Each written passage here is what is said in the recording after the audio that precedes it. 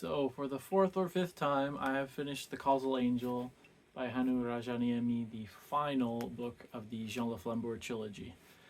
Again, these books are super short; they're only 300 pages each. It's just the perfect trilogy. I love it so much, and this one's really good as well. I don't know how to rank them because it's so much different. Like the first book's really good, but this one just really expands on everything, and they're great. There's lots of pop culture references in these books. Like in this one, they mention Evangelion, like Dungeons and Dragons, Minecraft. A lot of Minecraft references in this one, which is kind of strange. Like it was written in like 2014. Which maybe I would say was the peak of Minecraft, but then with the movie being released this year, like Minecraft, I don't know, I wouldn't think that it would still be a thing 10 years on. So the references aren't really dated, but there's a lot of 21st century pop culture references in there, which is kind of fun in a way. So this one, The Causal Angel, we get a lot of background to sort of everything. So there's a lot of sort of history and events that and different groups of people that are sort of introduced to us in the first book. And it seems like it's just sort of world building. We just have to understand the world that these people live in, the world of these characters. But in this book, all of that is integral to the narrative.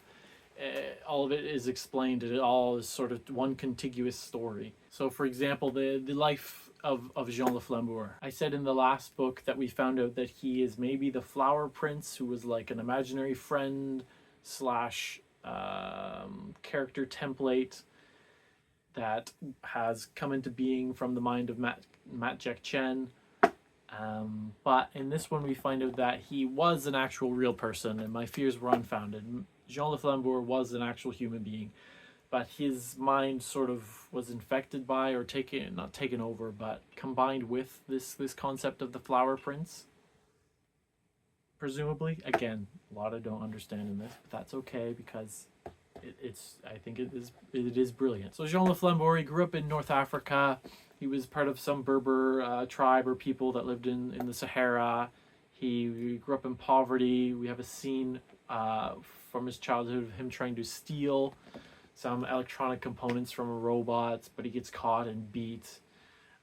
But after he's beaten and left lying and bleeding out with broken ribs and everything, he has in his hand the watch that he stole from the soldier who beat him, and he's just that thrill of becoming something more than himself sort of propels him forward. And skip ahead a few years, he's in prison in Paris, and he gets released by the Pellegrini, who hires him as her agent. Of course, at this time, she's not the Pellegrini. She's Josephine Pellegrini, very wealthy businesswoman, and Jean le Flambeur, acts as her go-between and sort of assembles what become the Sobernost founders. So he sort of is there when they all come together. And this is pre-collapse. We'll talk about the collapse. So they're all on Earth, and at this time on Earth, people can upload their minds, digitize their minds. And so some people exist in flesh bodies, some people exist as digital uploads. And because of overpopulation, the sort of demand for physical bodies is so high that there's a whole economy based on living in bodies and living in not bodies, kind of similar to Earth in the second book. Anyways, and the Sobernost want to upload everything. This federalist philosophy of preserve everything, immortality for all. And so the Sobernost have this war, and it goes sour, things go badly, and the founders have to sort of flee the planet and sort of exist in habitats and satellites surrounding the planet. And they're really upset and kind of mad, but Josephine says that they need to have people come to them. They can't force people to come to them. But the truth is, life on Earth is really good in this sort of capitalistic goggle society where, with this big quantum financial institutions and everything, it works is the problem. And so Josephine, at this point, she hasn't been uploaded. She's like over 100 years old. She's bedridden. She's very old. But Jean le Flambeur comes to her side and he says, "Hey, I've made something for you." And he basically shows her sort of the global financial markets, which is this quantum system. And This paper that he got from this professor says that a quantum system can only get so big once it crosses a certain threshold, it decoheres and collapses in on itself. And so that's what he does. That's Jean's gift to Josephine, is he crashes not just the economy, but the whole goggle human system. This causes wild code to appear, this infectious viral code that infects all smart systems. The seer in the sky, this orbital habitat, crashes to Earth. The Zoku at this point crowdfund a whole bunch of spaceships and leave the inner system, and all the goggles trying to flee the wild code and everything flee up to the satellites and join the Sobernost. And Jean didn't mean for this much destruction to happen, but he causes the collapse. This is the collapse of humanity. And at this point, Josephine puts on her head thing and uploads her body to the cloud. And she asks Jean to be with her because they're sort of they're lovers in like a weird way. They get a weird romantic relationship going on. But Jean's so distraught by what happened that he can't. He just sort of gets up and leaves her. Skip ahead a couple centuries, and we have the Kaminari. So Kaminari is Japanese for thunder, I think. It's like sound of the gods or something. And the Kaminari detect that at the very lowest levels of reality that there are these things called Planck locks, which sort of lock the universe in place, and something about causality and cause follows effect. Wait, that would be crazy. Effect follows cause. And they want to break those locks and create this Kaminari jewel. Again, I'm not sciencey enough to understand it, but bear with me. So how the Zoku work is they are quantumly entangled people that use these jewels as sort of interfaces or storage for minds and quantum whatever.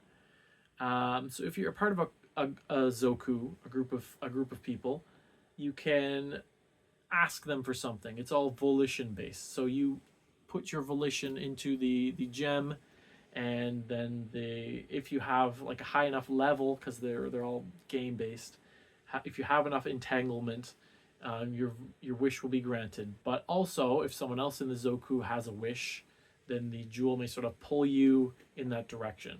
And the more entangled you become with that Zoku, the sort of more it changes you to sort of fulfill the wishes of that Zoku.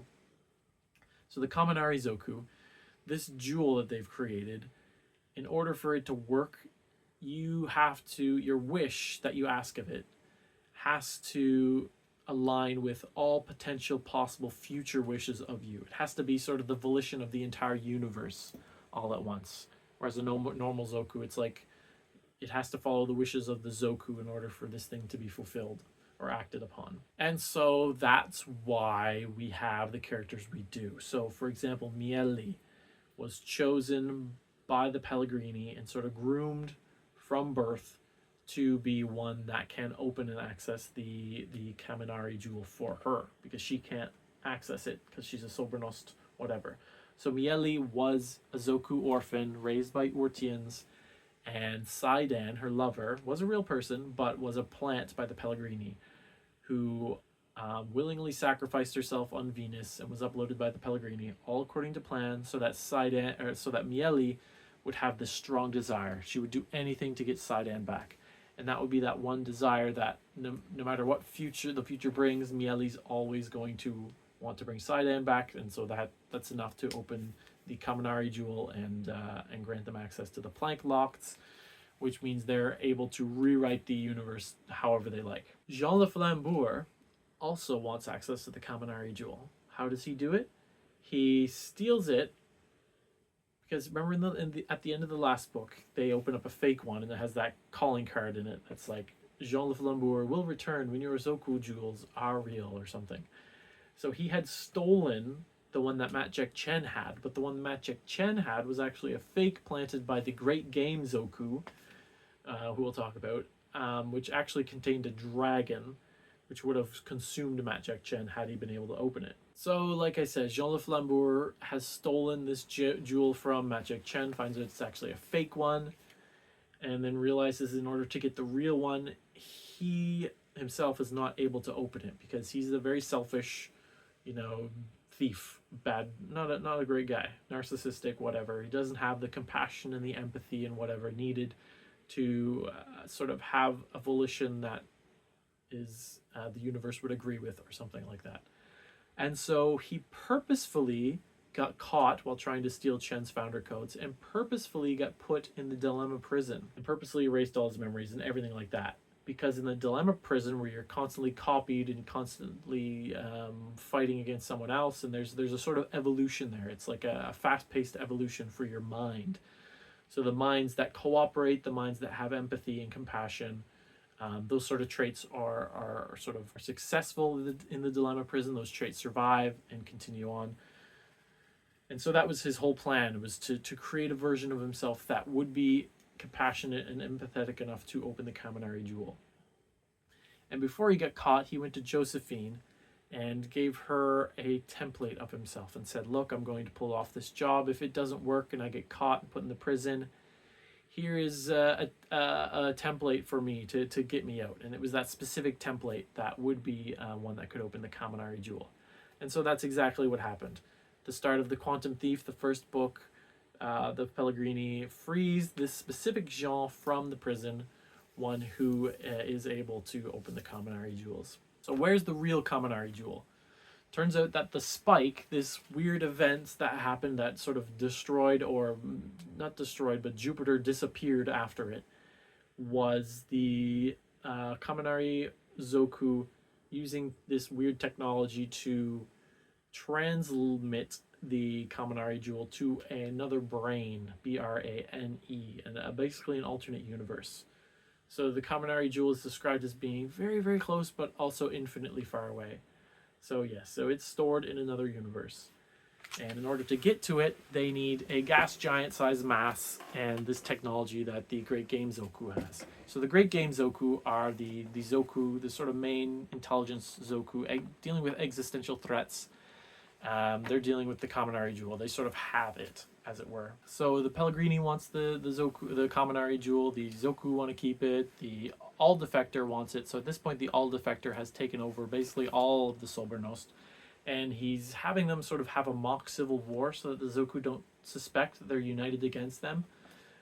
But the entirety of the Sobernost is moving against the Zoku on Supra City in Saturn. So Jean le Flambeur, he has this goggle of young Matjak Chen, whom he wants to keep a promise to Miele. He wants to save Miele, like Perhonen asks. He wants to keep Matjak Chen safe. So that's his plan. He doesn't really care about the Kaminari jewel. So he goes to Saturn. He breaks into the the Gun Club Zoku, and steals his old ship, the LeBlanc. Inside the ship is an older version of himself, or a partial version of himself, that explains the whole thing and is like, yeah, we put you in the dilemma prison on purpose to create this you, to steal the Kaminari jewel. And Jean's like, that's horrible. Why? You shouldn't have done that. Like, I've changed. And they're like, no, you're still us. You're still gonna do this. Nothing ever changes. And he ends up wiping all of the memories and deleting his all his old selves and everything. So he's sort of like, he is a changed person. He very much is a changed person by this book. Here he clearly demonstrates that he is. So Matjak Chen, at this point, he started out as a child. He kind of turns into like a rebellious teen, but he's like a super genius. So he causes a bit of trouble and whatnot. Meanwhile, Miele has been sort of taken in by the Great Game Zoku. She creates her own Zoku called the Licorice Zoku, whose goal is to steal a Chen goggle. They find out that there is no Chen, that the All Defectors working with all the other Sobernost founders, and they're all working against the Zoku and whatnot. She meets this girl, Zelenda, who they kind of have this thing. But then it turns out that Zelenda was literally created to be like the perfect mate for Miele. And so Miele feels sort of betrayed, naturally. But by the end of it, she comes around and is like, hey, this person loves me. I guess I'll love her back too. So Miele still has a Pellegrini goggle inside her. So she's still working for the Pellegrini, but she's working for the Great Game and back and forth. At one point, she's confronted by the All Defector, who they call All D for short, which is, to me, he sounds very cheesy. The All D. I did not like that. That was weird. And the Pellegrini actually sacrifices herself to save Miele, which at first you think, oh, the Pellegrini, she's actually really nice. No, she was just doing it because she needed Miele. She knew that Miele was the only one that could actually open the Kaminari jewel. At that point, Miele's sort of getting closer and more entanglement in the great game and getting closer to becoming closer to the Kaminari jewel. Meanwhile, Jean le Flambeur, he's got his ship back. He steals a Earth-sized plate on Saturn and sets up Earth there and like opens up the Earth that he turned into a storybook. So Earth seems cool now. The wild code and the desert and everything, the On, they're all back. And that's when the On tell him a bit about his past and he figures all that stuff out.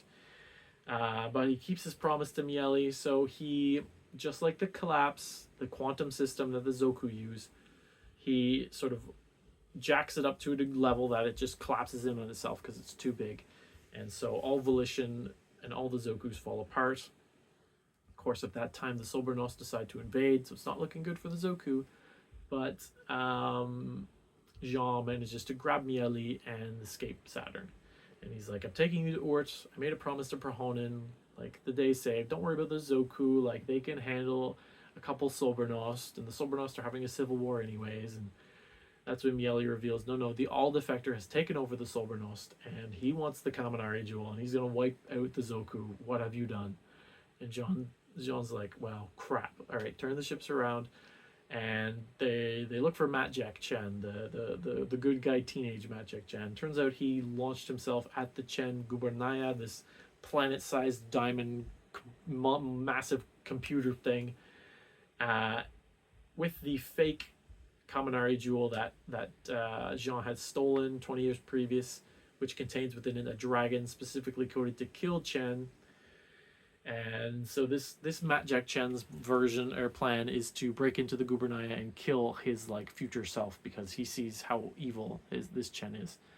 And so Jean's like, I gotta help Matt Jack Chen out. So he shoots himself into the Gubernaya, breaks his way in, makes a way to get out and whatnot, but gets caught by the All Defector. Matt Jack Chen manages to slow down time enough that Jean is able to give his escape route to the Pellegrini and Matt Jack Chen, and they both escape and go back to Miele with these sort of codes in order to access the Kaminari jewel. The Pellegrini then releases Miele from her service and sort of frees her, which is like a good thing, I guess. Sort of gives up on the Kaminari jewel. And so Jean le Flambeur is trapped within this diamond structure ruled by a super god. And so he just says to the All Defector, hey, let's do this like old times back in the Dilemma prison. We'll do like a cooperation thing, and if we both cooperate or if we don't, it doesn't matter what the rules are. But basically he's figured out that the All Defector always wins because the All Defector runs simulations of all possible futures and finds the one in which he will win, and so makes that one the reality.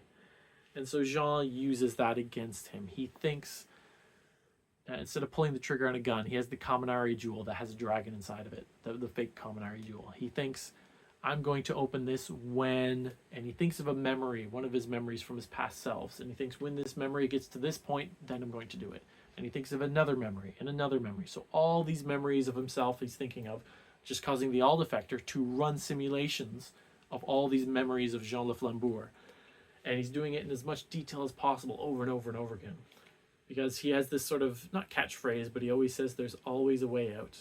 And so he figures that if he creates thousands of these simulations of Jean le Flambeur, at least a couple of them are going to figure out a way to get out. And that's what happens. A few of them figure out a way and sort of break down the simulation. And so Jean is free to not leave, but he is free to open up the Kaminari jewel, release the dragon, and be consumed along with it, the All Defector and everything. And so he does. So Jean sacrifices himself, proving that he is changed. He is different from the Jean le Flambeur of the past. And doesn't totally destroy the All Defector, because the All Defector is still infiltrated and is infecting a lot of the other founders. But destroying the Chen Gubernaya allows the Pellegrini the freedom that she has to pull back, and allows for the Sobernos civil war to start in earnest. and allows the Zoku a bit of a reprieve. Meanwhile, Matt Jack Chen shoots Miele into the center of Saturn using this weird technology that doesn't matter. Basically, the Spike 2 happens. Saturn completely disappears, and Miele is transported to an alternate universe. I want to say alternate dimension, but I guess it's an alternate universe. But not like an alternate timeline, like a universe outside of our universe. If universes are like bubbles of expanding Big Bangs. Anyways, and she finds the Kaminari jewel. She manages to open it, and she uses it to create a new universe. And in that universe, she brings over the entirety of the Zoku and the Earth remnant and everything, and they sort of are now in a separate universe from the Sobernost. And meanwhile, the Pellegrini sees what happens, sees how the Zoku are gone, and sort of has a laugh about it. And I guess they all live happily ever after. And then the epilogue, we have the Dilemma prison. And of course, there are multiple copies of Jean le Flambeur out there. Some of them are in the prison. And the epilogue has one of those people, or one of those copies. He's sitting, he's reading a book, and then he sees this silver archway and door open. And he sort of gets up, puts on his blue shaded glasses, and swaggers on through the door, saying, "There's always a way out." And that's how it ends. Just a wonderful, wonderful book. I love this one because it talked a lot about the Zoku, and they're super, super cool. I read this one super quick too. I mean, it's only 290 pages, so like, you can read it in a day. It's that good.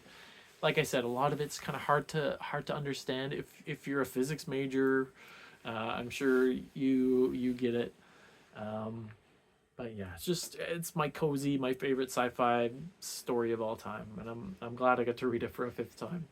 And I'm sure I'll read it again sometime. But that was the Jean le Flambeur trilogy by Hannu Rajaniemi.